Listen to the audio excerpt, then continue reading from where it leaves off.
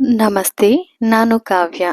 ಇವತ್ತು ಕ್ಯಾಪ್ಸಿಕಮ್ ಚಿತ್ರಾನ್ನ ಮಾಡೋಣ ಅಂತ ಇದ್ದೀನಿ. ಇದು ತುಂಬಾ ಚೆನ್ನಾಗಿರುತ್ತೆ. ಆಮೇಲೆ ನಿಮ್ಗೆ ಈರುಳ್ಳಿ, ಬೆಳ್ಳುಳ್ಳಿ ಬೇಕು ಅಂತ ಇಲ್ಲ.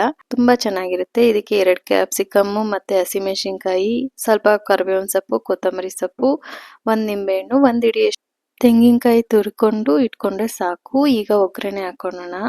ಇಲ್ಲಿ ನಾನು ಒಂದು 10 ಸ್ಪೂನ್ ಆಗೋಷ್ಟು ಎಣ್ಣೆ ಹಾಕೊಂಡಿದ್ದೀನಿ ಬಾಣಲಿಗೆ. ಎಣ್ಣೆ ಹಾಕ್ಬಿಟ್ಟು ಅದಕ್ಕಾದ ನಂತರ 1 ಸ್ಪೂನ್ ಜೀರಿಗೆ, 1 ಸ್ಪೂನ್ ಸಾಸಿವೆ ಮತ್ತೊಂದು 3 ಸ್ಪೂನ್ ಆಗುವಷ್ಟು ಕಡಲೆಬೀಜ ಮತ್ತು 2 ಸ್ಪೂನು ನಾನು ಕಡಲೆಬೇಳೆ, 2 ಸ್ಪೂನ್ ಉದ್ದಿನಬೇಳೆ ಹಾಕ್ಬಿಟ್ಟು ಸ್ವಲ್ಪ ಉದ್ದಿನಬೇಳೆ ಕಡಲೆಬೀಜ ಫ್ರೈ ಆಗೋವರೆಗೂ ಹುರ್ಕೊತಾ ಇದ್ದೀನಿ.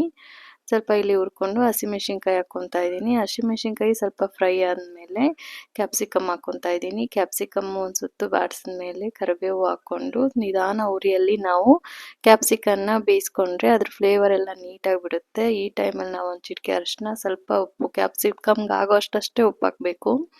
ತುಂಬ ಉಪ್ಪು ಹಾಕಿದ್ರೆ ಅದು ಸಿಕ್ಕಿದಾಗ ಉಪ್ಪು ಅನಿಸುತ್ತೆ. ಒಂದು ಚಿಟಿಕೆಯಷ್ಟು ಉಪ್ಪು ಹಾಕ್ಬಿಟ್ಟು ನಿಧಾನಕ್ಕೆ ನಾವು ಇಲ್ಲಿ ಕ್ಯಾಪ್ಸಿಕಮ್ನ ಬಾಡಿಸ್ಕೊಬೇಕು. ಸಣ್ಣ ಉರಿಯಲ್ಲಿ ನಾವು ಒಂದು 5 ನಿಮಿಷ ಬಾಡಿಸ್ಕೊಂಡಾದ್ಮೇಲೆ ಕಾಯಿ ತುರಿ ಹಾಕೊಬೇಕು. ಕಾಯಿ ತುರಿನೂ ಕ್ಯಾಪ್ಸಿಕಮ್ನು ಮತ್ತೆ 1-2 ಸೆಕೆಂಡಷ್ಟು ನಾವು ಸಣ್ಣ ಉರಿಯಲ್ಲಿ ಹಾಗೆ ತಿರುಗಿಸ್ಕೊತಾ ಇರಬೇಕು. ಈಗ ನೋಡಿ ಗೊಜ್ಜು ನಿಮಗೆ ತುಂಬ ಚೆನ್ನಾಗಿ ಟೇಸ್ಟಿಯಾಗಿರುತ್ತೆ. ಈ ಟೈಮಲ್ಲಿ ನಾವು ಅನ್ನ ಮಾಡ್ಕೊಂಡಿರ್ತೀವಲ್ಲ, ಅನ್ನ ಹಾಕ್ಬಿಟ್ಟು ನಿಂಬೆಹಣ್ಣು ರಸ ಕೂಡ ಸೇರಿಸ್ತಾ ಇದ್ದೀನಿ. ನಿಂಬೆಹಣ್ಣು ರಸ ನಾನು 1 ನಿಂಬೆಹಣ್ಣು ತೊಗೊಂಡಿದ್ದೆ, ಅಷ್ಟು ರಸ ಸೇರಿಸ್ತಾ ಇದ್ದೀನಿ.